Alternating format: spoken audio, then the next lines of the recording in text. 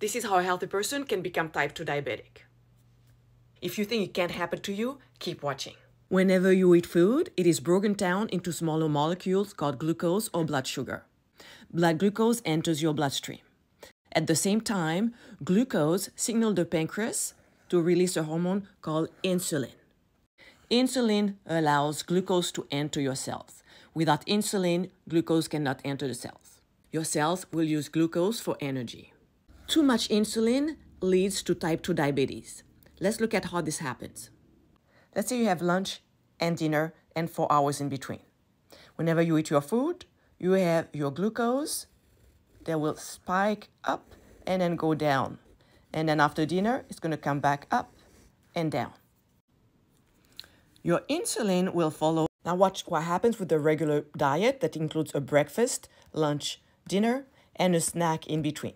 It means you never have 4 hours. You have maybe 2 hours between each meal.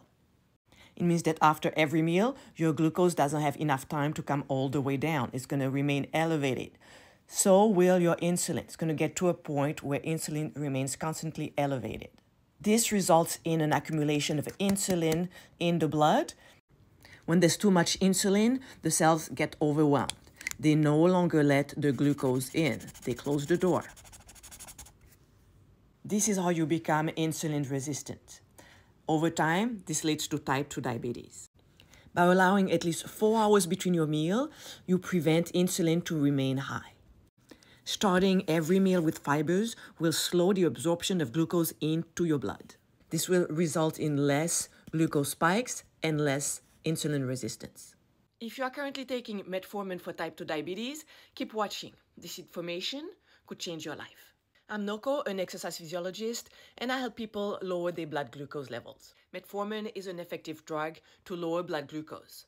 But understand that metformin does not address the root cause of type 2 diabetes. Metformin does improve your blood glucose tolerance and make you more insulin sensitive. However, you need to keep taking it.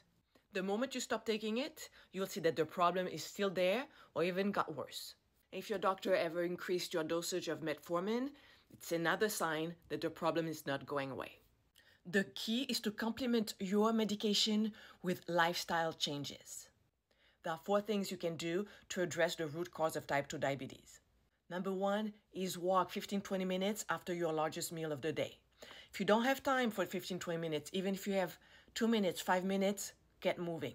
Number 2, build muscle mass, because muscles are like a sponge for glucose. Number 3, add fibers to your diet. Fibers slow the absorption of glucose into your blood. And number 4, try intermittent fasting.